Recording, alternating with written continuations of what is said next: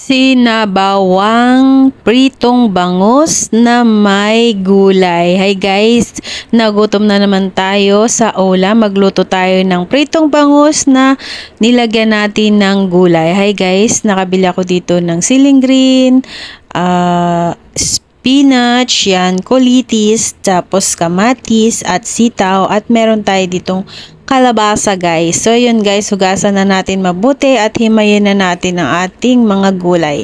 So yun guys, ito yung ating bangus. Ayan. Nabili ko lang din po ito ng $30 15 isa.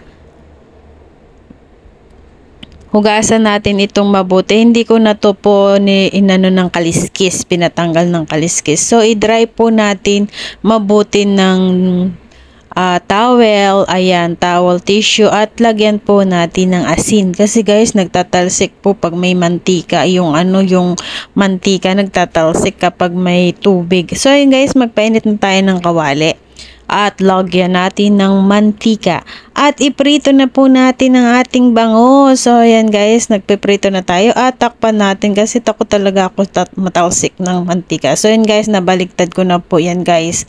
Ayan, binaliktad ko na, hindi nyo nakita kasi tinakpan ko. Ayan, at kasi po ay takot akong matalsikan. So yun, alisin na po natin sa ating kawali after ng ifrito natin yung ating bangus. At hugasan natin yung kawali guys ha. Kasi pinagprituhan na magpapakulo tayo ng tubig. So yun guys, ito yung ating mga nahiwang gulay. Sitaw, kamatis, ayan. Tapos ito yung ating spinach, kulitis na kulay pula. Ayan guys.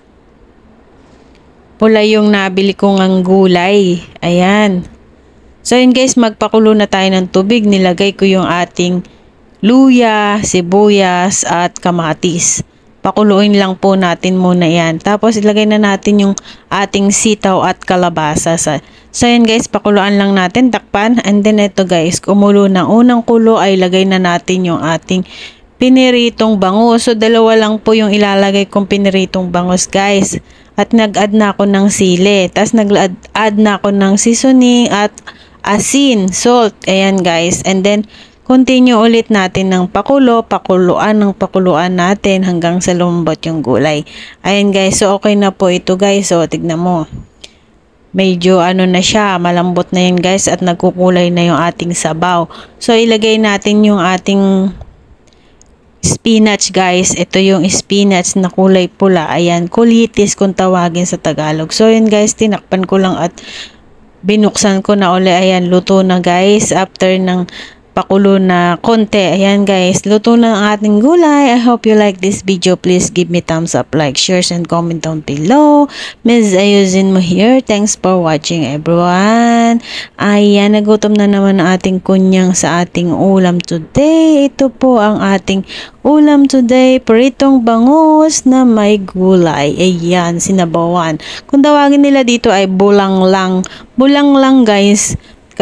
Pero yung bulang lang ngayon guys, may bagoong yon, pero hindi ko nilagyan ng bagoong. Asin lang yung ginamit ko dito at seasoning. Ayan guys. So yun, let's eat na tayo guys.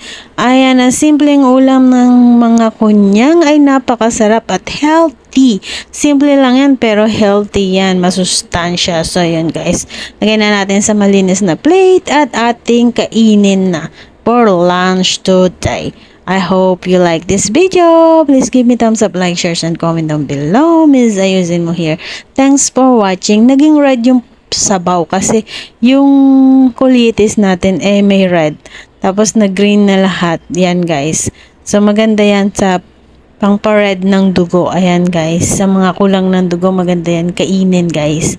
Ayan. Thanks for watching. See you to my next video. God bless everyone. Thank you all. So yummy.